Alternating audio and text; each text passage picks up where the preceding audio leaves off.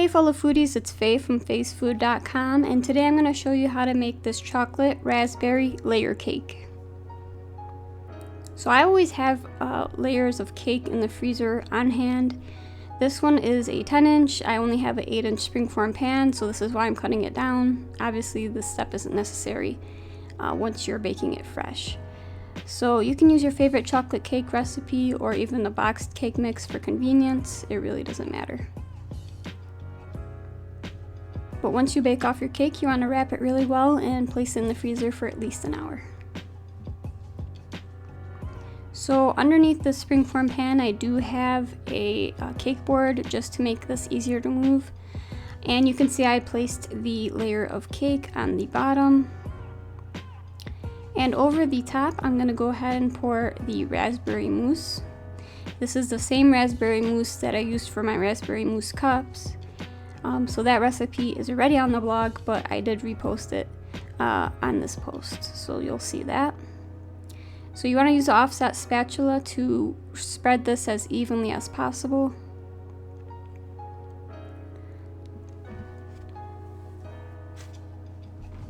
Obviously, this recipe is really easy once you have all the prep work done. Once all the prep is done, it's really just assembling everything together.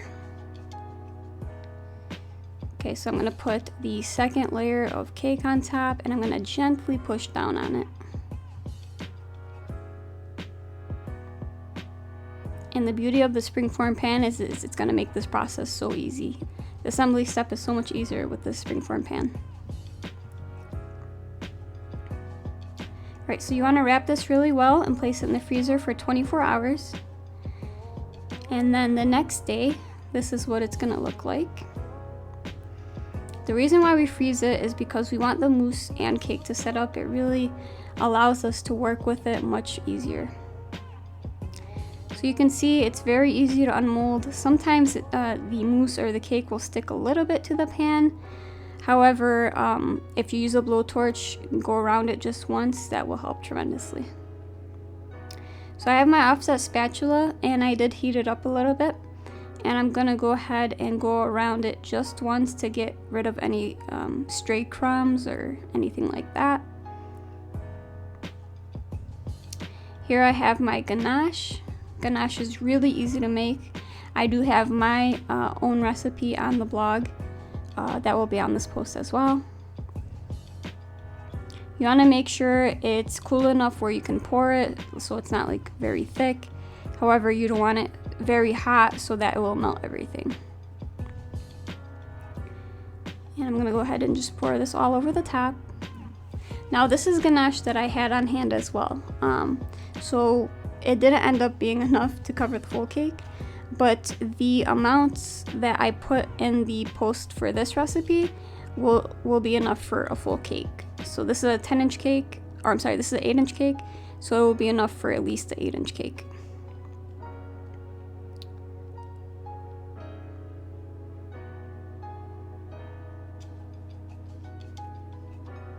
And obviously if you have enough ganache, I wouldn't touch it on top with the offset like I'm about to do here.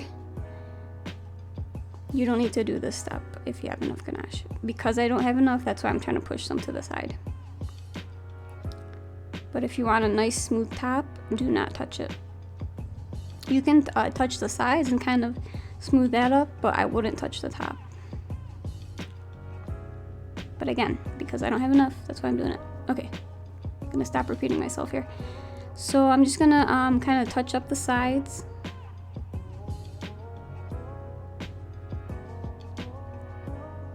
And you can see once you pour the ganache, it pretty much sets up immediately. Regardless, once we are done pouring our ganache, I'm gonna put this back into the freezer for about 10 minutes. That's really all it needs to just firm up a little bit more. And then we can decorate it any way you'd like. So I still can't find my piping tips, so I'm gonna just do it the old-fashioned way and pipe some swirls on top. And again, you can be creative and do it any way you'd like, but this is how I'm gonna decorate mine. I'm gonna put some fresh raspberries on top.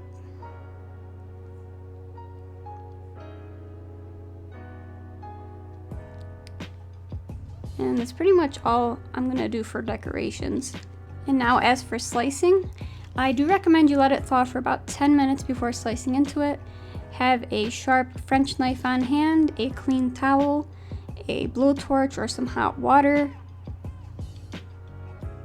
and you will get a nice clean slice like this. Look how beautiful that looks.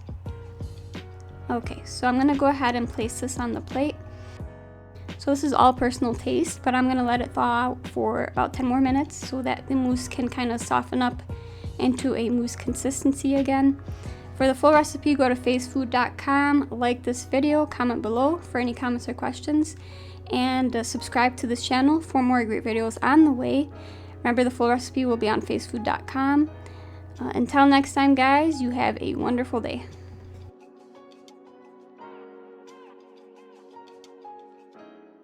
I can take it there, cause you know I need it. It really ain't fair, cause you know I mean it. You got all of me at just one time. Stay here with me.